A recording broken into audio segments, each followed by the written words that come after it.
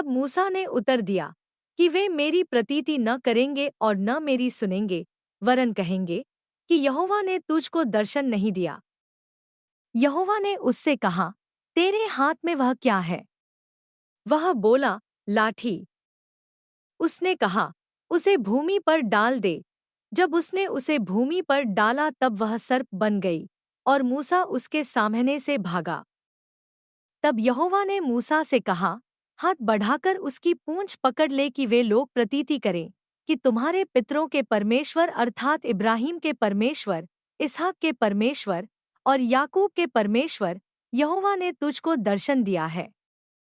तब उसने हाथ बढ़ाकर उसको पकड़ा, तब वह उसके हाथ में फिर लाठी बन गई।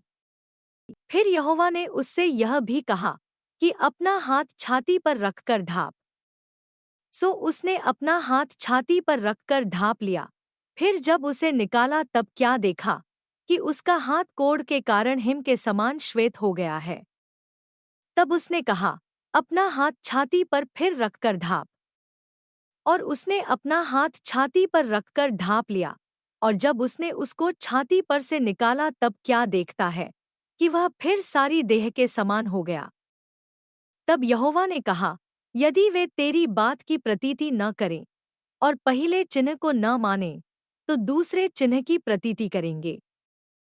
और यदि वे इन दोनों चिन्हों की प्रतीति न करें और तेरी बात को न मानें, तब तू नील नदी से कुछ जल लेकर सूखी भूमि पर डालना, और जो जल तू नदी से निकालेगा वह सूखी भूमि पर लोहू बन जाएगा।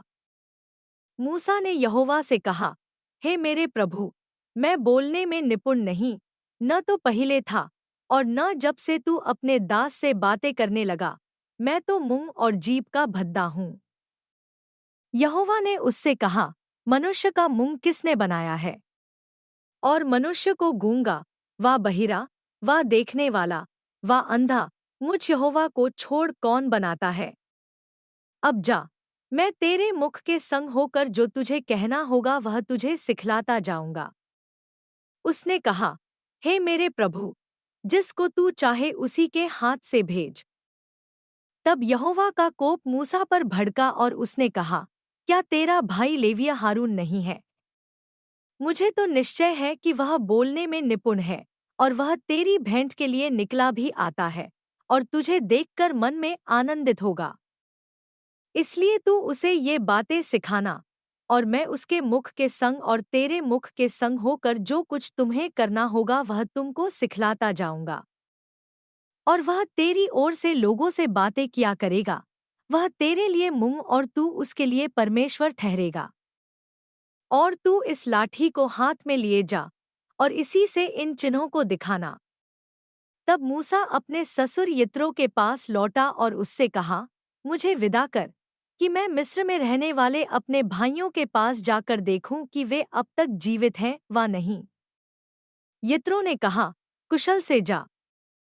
और यहोवा ने मिद्यान देश में मूसा से कहा, मिस्र को लौट जा, क्योंकि जो मनुष्य तेरे प्राण के प्यासे थे वे सब मर गए हैं। तब मूसा अपनी पत्नी और बेटों को गधे पर चढ़ाकर मिस्र देश की ओर परमेश्वर की उस लाठी को हाथ में लिए हुए लौटा।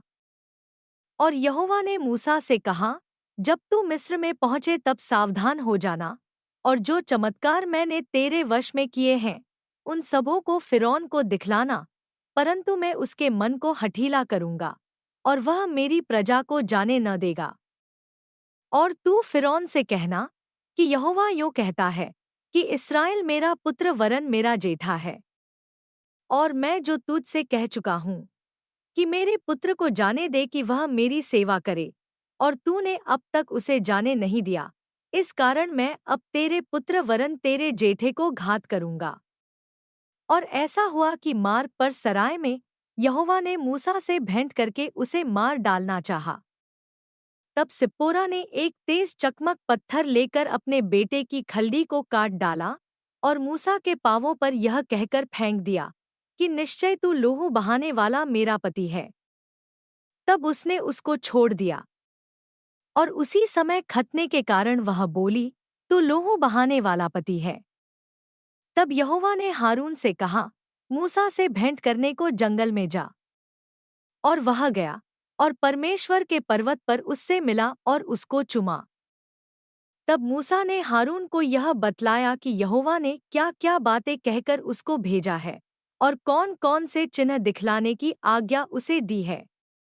तब मूसा और हारून ने जाकर इस्राएलियों के सब पुरनियों को इकट्ठा किया और जितनी बातें यहोवा ने मूसा से कही थी वह सब हारून ने उन्हें सुनाई और लोगों के सामने वे चिन्ह भी दिखलाए।